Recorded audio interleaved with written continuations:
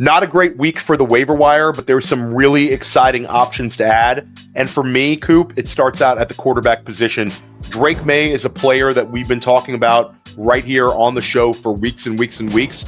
And we saw it with Drake May putting up fantasy numbers as a passer. But this past week, we finally saw it with his rushing ability. We saw it in a shortened form a week ago where he got knocked out of the game.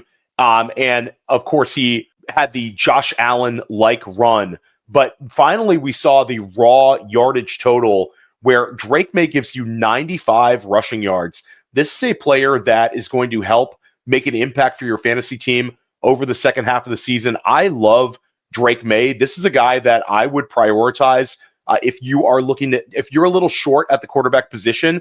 Drake May is almost a guy that I would treat as a set it and forget it option at the quarterback position.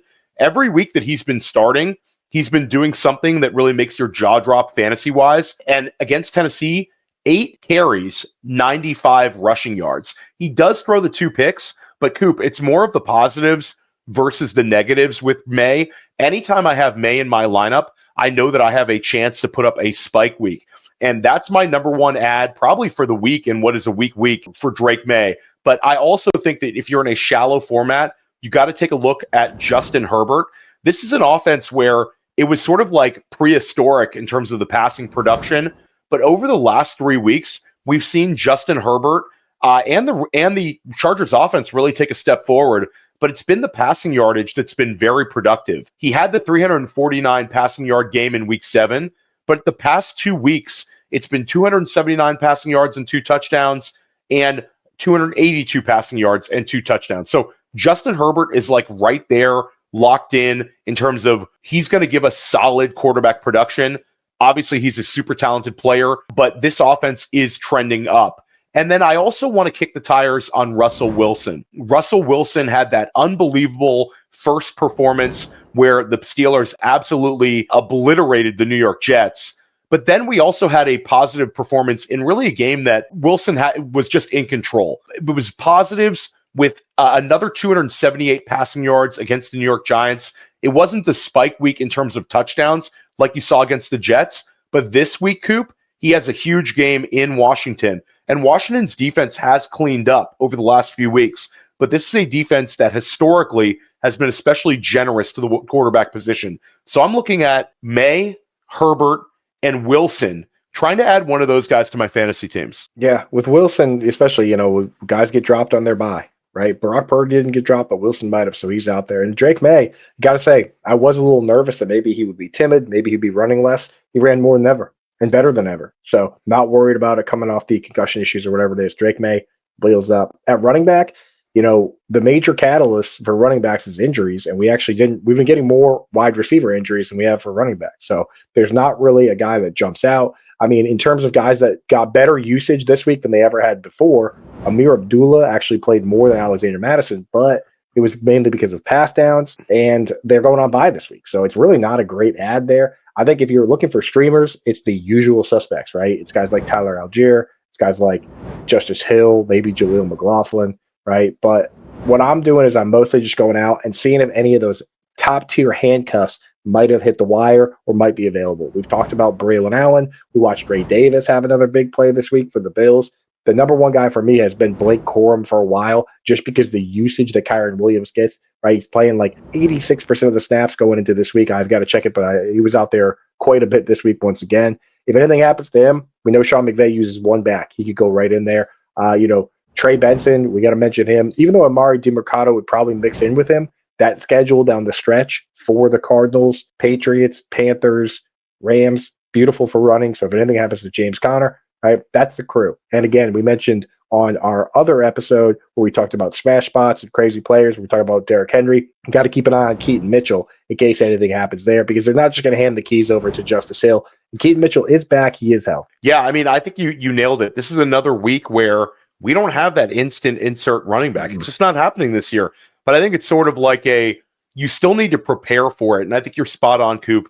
This is I want handcuffs. And I think a lot of times also, if you like your roster, this is the time of year to start squaring up for the playoffs, where roster your own handcuff as well. Like you brought up, if you're a Derrick Henry manager, Keaton Mitchell. If you're a James Cook manager, Ray Davis. If you've got Devon Achane, maybe Jalen Wright, since Raheem Mostert is rostered. So you don't necessarily need to think about guys missing for 4 or 5 weeks, but a guy might take a week off, a week or two off, and that's when you really want that handcuff back. So at some point, Coop, we're going to talk about some guy gets injured and the handcuff is a huge ad. So we want to try to be a week away, save some fab doing it that way. Wide receiver, I wish I had more to tell you, Coop. This is one where it's really like a bottom of the barrel type week as well. Xavier Legette, there was some promise there.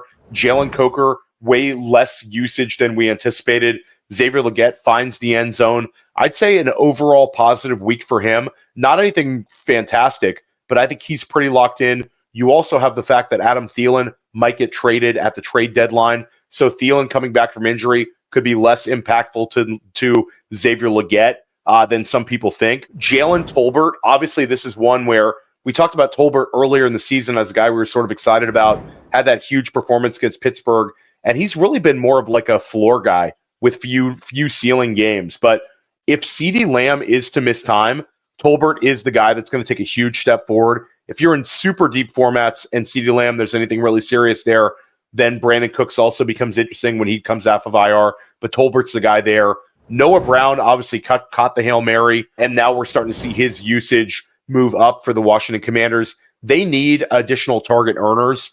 So Noah Brown sort of having a larger role over the second half of the year can be helpful to that offense. And Parker Washington, an interesting one, Coop, gets 6 targets. So not exactly like a massive week for Parker Washington, but he does lead the Jacksonville wide receivers in targets. Brian Thomas looks like he's playing very banged up, had only 4. Parker Washington gets you 6. So really sort of an unexciting week at wide receiver. Is there anybody that I should be talking about? I guess Ray McLeod if Drake London misses, if you're in a very deep format, but we're really searching here to find impactful wide receivers this week on the wire.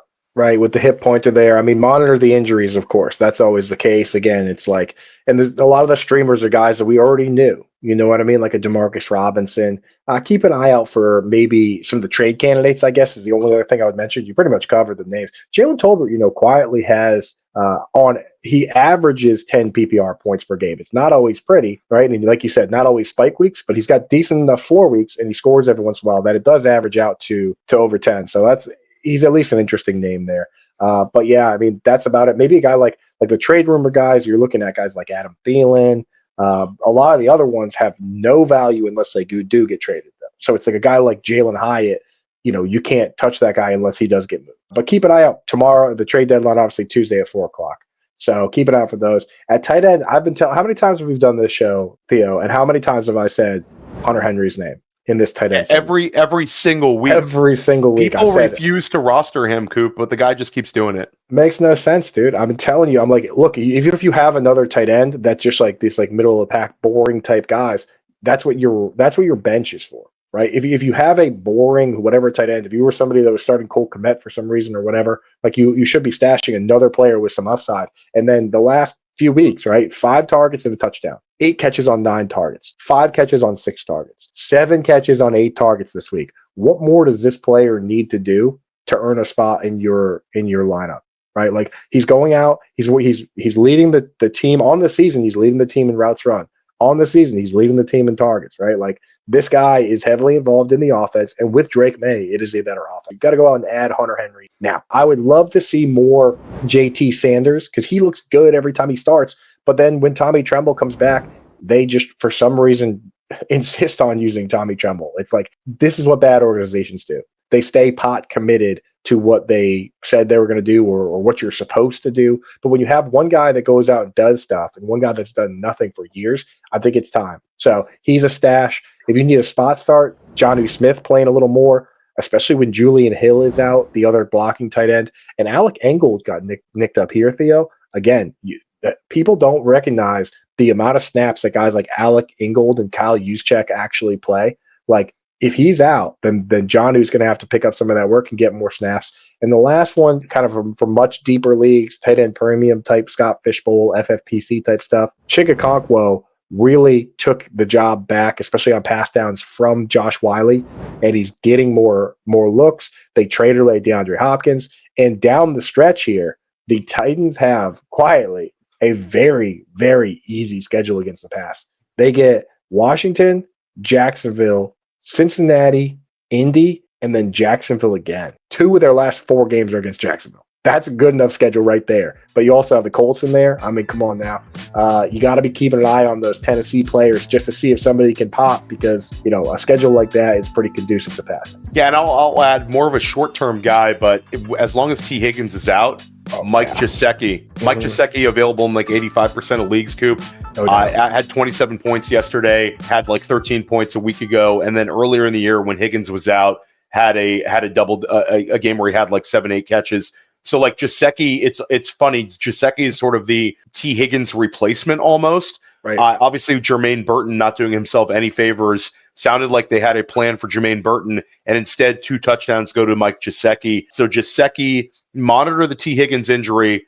Also monitor the Eric All injury. Yeah, that is so sad, man. That's so sad, because Eric All, for those that don't know, in college tore his ACL and hurt his back really bad, to the point where he had surgery that it went well. It could have gone poorly, but it went well, like life-changing surgery. And then the guy comes out and he potentially has a really bad knee injury here. We don't like to speculate, but people are saying it could be an ACL. Hopefully, fingers crossed that he's not done. If he is hurt, then we're hoping he bounces back for everybody in Dynasty, because he's looking like a good long-term player. Oh, yeah. Gesicki for the short term on the menu. Good call. Yeah, so this is a week. Don't go crazy on your fab unless you need a quarterback, and go get yourself some Drake May. We'll be back next week.